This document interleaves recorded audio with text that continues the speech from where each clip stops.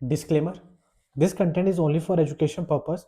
We are not SEBI registered. We don't claim any 100% return. Hello guys, welcome to my YouTube channel A to Z Decoding. मेरा नाम विशाल है और मैं एक option trader हूँ. 30 days trading challenge with high profitable setup day 1.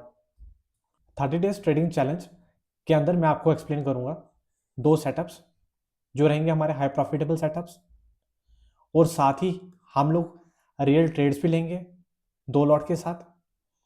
उसका जो भी रहेगा पीएनएल, प्रॉफिट एंड लॉस, वो भी मैं आप लोगों के साथ शेयर करूंगा. बेसिकली मेरा रियल मोटिव ये है इस ट्रेडिंग सीरीज को स्टार्ट करने का कि आप लोग अपनी मिस्टेक्स को एनालाइज करो और रियल ट्रेडिंग प्रोसेस को समझ पाओ. सबसे पहले मैं अभी आपको एक्सप्लेन करता हूँ सेटअप्स. ओके, उसके लिए हमें जाना होगा चार्ट पे. सबसे पहले इसका मार्क करेंगे हम डे हाई, डे लो. जैसे मैंने डे हाई और लो को मार्क करा और देन मैंने यूज करा फिब एक्सटेंशन.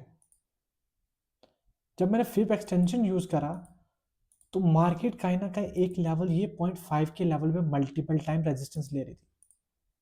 और जब भी मार्केट 0.5 के लेवल पे रेजिस्टेंस ले तो मतलब ओनली सेलर ही इंटरेस्टेड होते हैं सेल करने के लिए. वहां पे भी सेलर इंटरेस्टेड होंगे सेल करने के लिए, वहां हम लोग ट्रेड नहीं लेते, हम उन लोगों के अगेंस्ट ट्रेड लेते हैं. यहाँ पे ट्रेड की कंफर्मेशन लेने के लिए हमें साइड बाय साइड निफ्टी को भी वॉच करना बहुत जरूरी है कि निफ्टी क्या कर रहा है. बैंक निफ्टी जो है, यहाँ क्या कर रहा है मार्केट, सेलर को इन्वाइट कर रहा है. यहाँ कौन आ रहा है, सेलर इन्वाइट कर रहा है मार्केट.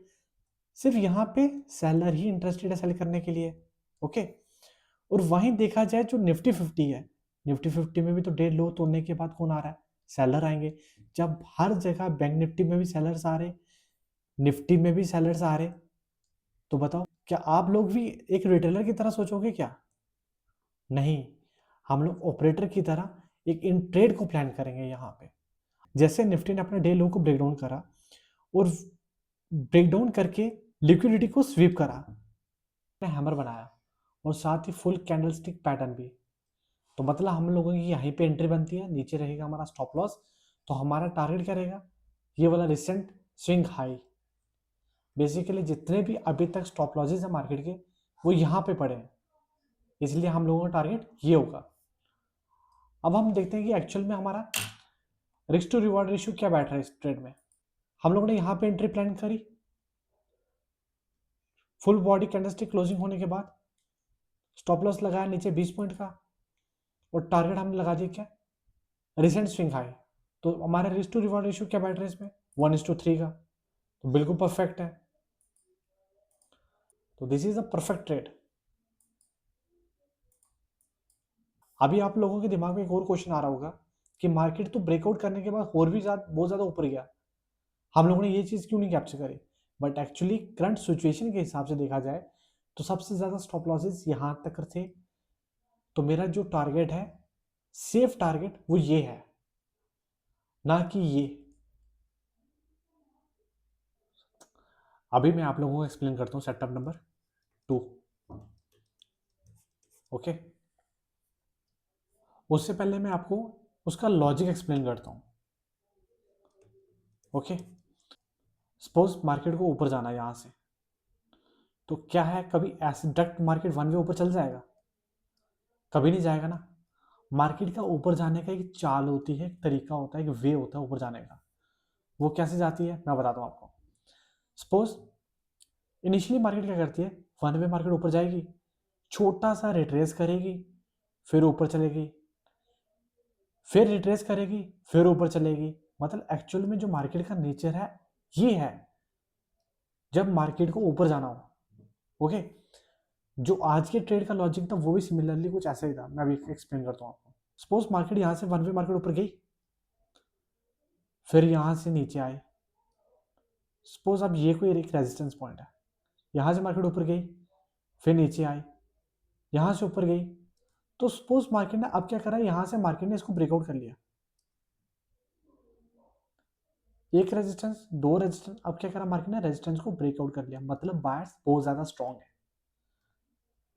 अब सपोज जब कभी मार्केट वापस यहाँ कहीं रिट्रेस करेगी तो ये जो रेजिस्टेंस लेवल है ये एक सपोर्ट का काम करेगी। अभी क्या है, रेजिस्टेंस का, पहले रेजिस्टेंस का काम कर रहा था मार्केट, अब ये जो वापस जब मार्केट यहाँ से नीचे पुल बैक लेके आया तो ये एक सपोर्ट का काम करेगी मार्केट में। और जो मेरा आज के ट्रेड की इसी लॉजिक के ऊपर थी, मार्केट के रिट्रेस करा, जो रेजिस्टेंस लेवल था वो वापस क्या बन गया, यहाँ सपोर्ट। अब मार्केट जब कभी यहाँ मेरे को hammer plus full body candlestick closing देगी तो मेरे को यहाँ एंट्री लेनी है, नीचे स्टॉप लॉस लगाना है और डे हाई का मेरा टारगेट होगा। अभी मैं आपको एक्सप्लेन करता हूँ जो लॉजिक मैंने अभी आपको बताया क्या एक्चुअल में मार्केट में आज वर्क करा वो। देखिए अब देखते हैं, जैसे मार्केट यहाँ से वन वे मार्केट ऊपर गया, मार्केट ने रिट्रेस करा, देन मार्केट ने अगेन ऊपर चला गया, बिल्कुल सेम सिचुएशन वही बनी। लेकिन उसके पीछे का लॉजिक क्या था, मार्केट ने क्या करा था, पहले मल्टीपल यहाँ रेजिस्टेंस लिया था इस लेवल के ऊपर। जो लेवल पहले एक रेजिस्टेंस का काम कर रहा हो, अगर वो ब्रेकआउट हो जाता है, मतलब ऐसे ब्रेकआउट हो जाता है वापस उस लेवल पे आता है तो वो जो लेवल है वो सपोर्ट का काम करेगा। अब ये जो सपोर्ट है, अब जितने भी बायर्स ने यहाँ से बाय करके गए थे उनका स्टॉप लॉस यहाँ नीचे था, तो मतलब एक बार वापस से बायर ने पुश करना स्टार्ट कर दिया, यहाँ से बाइंग करना स्टार्ट कर दिया, तो इसलिए मार्केट यहाँ से ऊपर चलेगी। अब यहाँ से कॉल से ट्रेड को आइडेंटिफाई करने के लिए हमारी क्या कंडीशन होती है, जो बताई मैंने अभी आपको पहले सेटअप में, hammer plus full body candlestick closing का हमें वेट करना होता है। देखो वो चीज़ क्या बनी यहाँ पे, एग्जैक्टली बनी मार्केट में क्या बनी, ये हैमर बनी। देखो देखो हैमर बनी, साथ में मार्केट ने क्या करा, आगे नेक्स्ट जो ग्रीन कैंडल बनी है इसने क्लोजिंग करा है, स्ट्रॉन्ग कैंडल क्लोज करा है, तो इसी के बेस में यहाँ एंट्री बनती है। यहाँ से हम लोग क्या करेंगे, एंट्री लेंगे, नीचे स्टॉप लॉस को प्लान करेंगे, तो हमारा ये जो स्विंग हाई है ये रहेगा हमारा टारगेट पॉइंट। बट एक्चुअल में अगर देखा जाए तो हमारा स्टॉप लॉस इसमें कितना बन रहा था और टारगेट पॉइंट कितना बन रहा था, मतलब अगर एक्चुअल में देखा जाए तो इसमें हमारा रिस्क टू रिवॉर्ड रेशियो क्या बन रहा था, अप्रोक्सीमेट देखा जाए तो 17-18 पॉइंट का हमारा स्टॉप लॉस बन रहा था। तो स्विंग हाई का हमने क्या लेना था, टारगेट, तो ऑलमोस्ट देखा जाए तो मेरा टारगेट पॉइंट यहाँ पे कितना मिल रहा था, मिला मेरे को 2.5, 1:2.5 का हमें मिला RR, रिस्क टू रिवॉर्ड, इस सेकंड ट्रेड में। अब इसमें एक चीज़ और आती है, आप लोग बोलोगे कि आप तो कह रहे थे सर पिछले सेटअप में कि मेरा जो स्ट्रेटजी है उसका रिस्क टू रिवॉर्ड 1:3, 1:4 आता है, ये सुनना ना आपने। अब बेसिकली क्या था, मेरा जो फर्स्ट ट्रेड पहला था उसमें ऑलरेडी मुझे मिल चुका है 1:3। अब जो ट्रेड दूसरा होगा ना, मेरा जो एम होगा उसमें होगा 1:2 का, 1:2.5 का पहला टारगेट पॉइंट, दूसरा टारगेट पॉइंट ये रहेंगे। और अगर कहीं देना हो मार्केट को तो मार्केट का 1:3 भी मिल जाएगा हमें, ओके।